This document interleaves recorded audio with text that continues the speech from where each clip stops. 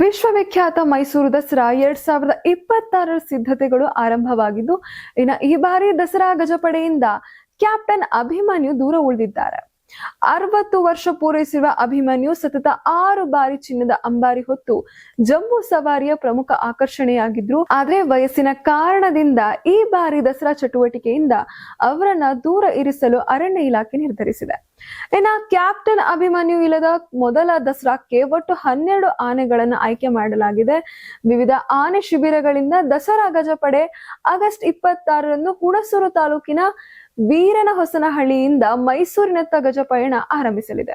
ಈ ಬಾರಿ ಗಜಪಡೆಗೆ ಧನಂಜಯ, ಏಕಲವ್ಯ, ಮಹೇಂದ್ರ, ಗೋಪಿ, ಪ್ರಶಾಂತ, ಶ್ರೀರಾಮ, ಸುಗ್ರೀವ, ಲಕ್ಷ್ಮೀ ಕಾವೇರಿ, ರೂಪ, ಚೈತ್ರ ಹಾಗೂ ಶ್ರೀಕಂಠ ಆನೆಗಳು ಆಯ್ಕೆಯಾಗಿವೆ.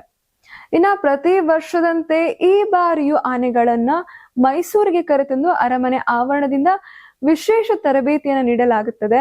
ಜಂಬೂ ಸವಾರಿಯಲ್ಲಿ ಭಾಗವಹಿಸುವುದು, ಮೆರವಣಿಗೆಯಲ್ಲಿ ಸಾಗುವುದು, ಜನಸಂದಣಿ ಹಾಗೂ ವಾದ್ಯಗಳ ಶಬ್ದಕ್ಕೆ ಹೊಂದಿಕೊಳ್ಳುವಂತೆ ಆನೆಗಳಿಗೆ ಹಂತ ಹಂತವಾಗಿ ತಾಲೀಮು ನೀಡಲಾಗ್ತಾ ಇದೆ. ಇನ್ನು ಸತತ 6 ಬಾರಿ ಚಿನ್ನ ಅಂಬಾರಿ ಹೊತ್ತಿದ್ದ 60 ವರ್ಷದ ಕ್ಯಾಪ್ಟನ್ ಅಭಿಮನ್ಯು ಈ ಬಾರಿ ಗಜಪಯಣದಲ್ಲೂ ಕಾಣಿಸಿಕೊಳ್ಳುವುದಿಲ್ಲ. ಹೀಗಾಗಿ ಅಭಿಮನ್ಯು ಇಲ್ಲದ ದಸರಾ ಜಂಬೂ ಸವಾರಿ ಹೇಗಿರಲಿದೆ ಎಂಬುದು ಇದೀಗ ಎಲ್ಲರಲ್ಲೂ ಕುತೂಹಲವನ್ನ ಮೂಡಿಸಿದೆ. ಅಭಿಮನ್ಯುವಿನ ಸ್ಥಾನವನ್ನ ಯಾರು ತುಂಬಲಿದ್ದಾರೆ, ಈ ಬಾರಿ ಚಿನ್ನದ ಅಂಬಾರಿ ಹೊರುವ ಯಾವ ಆನೆ ಹೆಗಲೇರಲಿದೆ ಎಂಬುದೇ 2026 ಮೈಸೂರು ದಸರಾದ ಪ್ರಮುಖ ಕುತೂಹಲಕಾರಿ ವಿಷಯ ಆಗಿದೆ.